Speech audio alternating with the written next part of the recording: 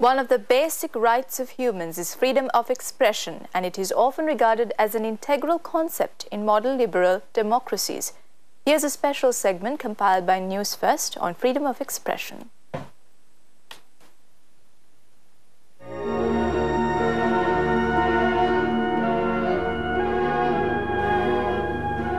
As bearers of a complicated thought process, human beings have the capacity to develop intelligent and informed opinions.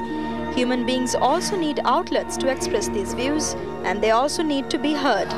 However, the term freedom of expression has with time turned political.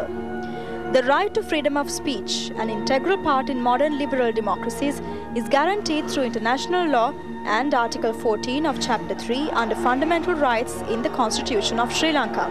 But in practice, the right to freedom of expression is not absolute to any country. The ongoing debate within the present context of Sri Lanka is the freedom of expression, if any at all, enjoyed by journalists and media personnel. Without freedom of expression, we can't move forward. You see, we can't practice democracy. That is very essential. But everybody, whether they are politicians, you see, when we listen to the speeches made by politicians, they are uttering deliberate lies, just hoodwink the people. That should not be so. They also have a duty.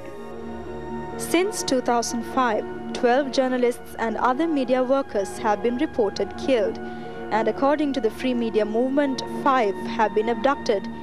The threat to media institutions and the number of death threats to journalists, assaults, arrests and other forms of harassment continue. Journalists must understand that they have a duty by the society.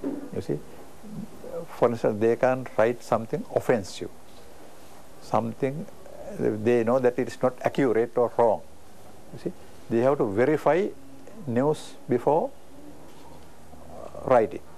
Self-censorship must be expressed in a responsible manner. You see, you can say the same thing in an offensive manner. You should not do that.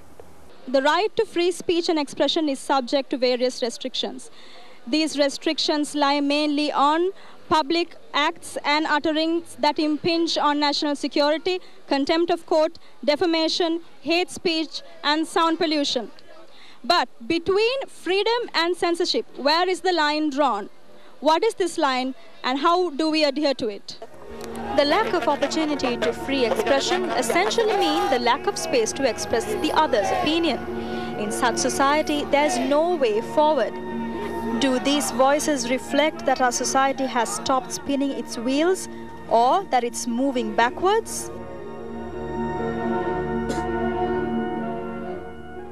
Meanwhile, a demonstration was staged by a group of media personnel in Colombo to coincide with the International Human Rights Day today.